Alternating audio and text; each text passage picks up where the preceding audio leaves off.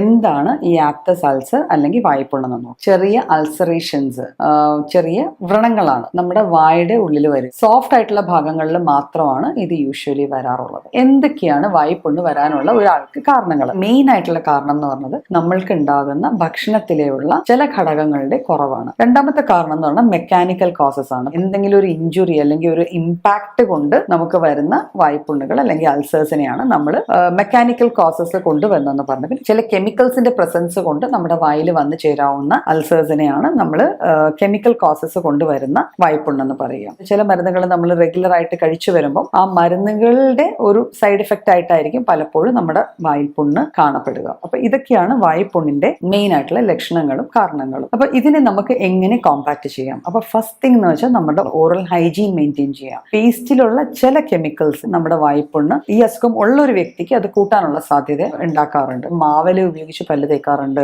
ആര്യവേപ്പിന്റെ ചെറിയൊരു കമ്പ് ഉപയോഗിച്ച് പല്ല് തേക്കാറുണ്ട്. അപ്പൊ ഇങ്ങനത്തെ സംഭവങ്ങൾ യൂസ് ചെയ്യാമെങ്കിൽ നമ്മുടെ ഓറൽ ഹൈജീൻ കുറച്ചുകൂടെ മെയിൻറ്റെയിൻ ചെയ്യാൻ പറ്റും. ഓൾറെഡി വൈറ്റമിൻസ് റിച്ച് ആയിട്ടുള്ള അതിൽ വരുന്ന ഭക്ഷണ സാധനങ്ങൾ, ക്യാരറ്റ്, പപ്പായ, ഈ ടൈപ്പ് ഓഫ് ഫുഡൊക്കെ നമ്മൾ ഇൻക്ലൂഡ് ചെയ്യുക. നാച്ചുറൽ പാനീയങ്ങൾ നമ്മൾ കുടിക്കുക.